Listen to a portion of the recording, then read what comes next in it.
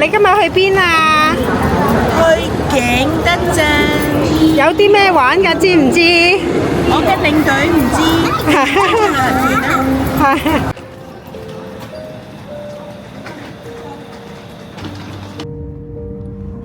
Hello，大家好，我係 JJE 啊。我哋今日由香港西九龍站出發，搭高鐵直上景德鎮，全程大約5個鐘頭。車廂好舒服，食下嘢，瞓下覺，睇下風景，好快就到㗎啦。沿途都係一片綠色田園嘅風光。之前河源站落咗一場好大嘅雨，仲擔心到咗景德鎮都唔知會唔會好似咁嘅天。點知一落到景德鎮北站，竟然係陽光普照，熱氣逼人啊！我哋出咗車廂後就沿住隧道向南邊方向走，上大堂出閘機出去，跟住地面嘅指示，好快就揾到網約車上車嘅位置啦。就算你唔清楚，旁邊都有好多工作人員指引，唔使擔心會迷路。我哋等咗10分鐘左右，車就到啦。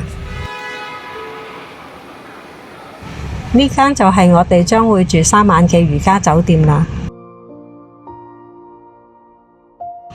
大堂睇起嚟好似好大咁，實際上只係得13同17兩層。大堂呢仲有個免費咖啡吧可以提供飲用，但味道淡而無味，要多加學習沖泡。呢3晚我哋入住嘅1306號房。酒店嘅基本設施齊全，牙刷、梳啊、拖鞋、茶包、毛巾都有嘅。今次我哋住嘅係景德鎮北站對面嘅如家酒店，雖然唔係喺車站隔離，打車過去呢只係10分鐘左右，好方便。278蚊一晚，包埋早餐，性價比好高。喺門口已經有一間24小時便利店、影院、大型超市同埋食肆。放低行李之後，我哋就打車去御窯博物館附近嘅中山北路。呢條街好有特色，兩旁好多陶瓷小店同埋老式建築。行下睇下已經好有氣氛啊！係天氣熱咗啲，我真心佩服佢哋啊！36度仲坐喺條街度睇電視。阿餅好唔好味啊？好味，呢個呢，辣唔辣㗎？辣㗎，辣㗎。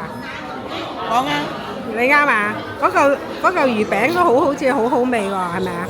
個蝦定魚啊？蝦餅啊，蝦餅。蝦餅 OK，跟隨意。你夾起睇下。咬咁。嚇。我哋食飽就慢慢行過去御園博物館啦。終於嚟到今晚嘅重點御窯博物館。夜晚着咗燈嘅紅磚拱形嘅建築真係靚，好有藝術感。不過今日咁啱遇着廟演遊行，好熱鬧啊！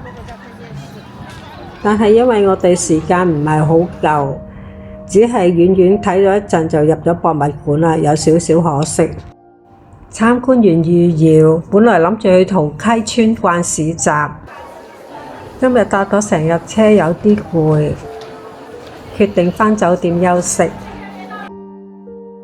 聽日一早我哋出發去墓園啦。第一日就咁完結啦，由大雨到晴天，由高鐵到古窯，已經開始鍾意咗呢個城市嘅節奏。如果你哋鍾意我呢個旅遊 Vlog，記得喺下邊俾個 like， 同埋訂閱我哋嘅頻道，咁就唔會錯過之後嗰幾日行程啦。我哋聽日見，拜拜。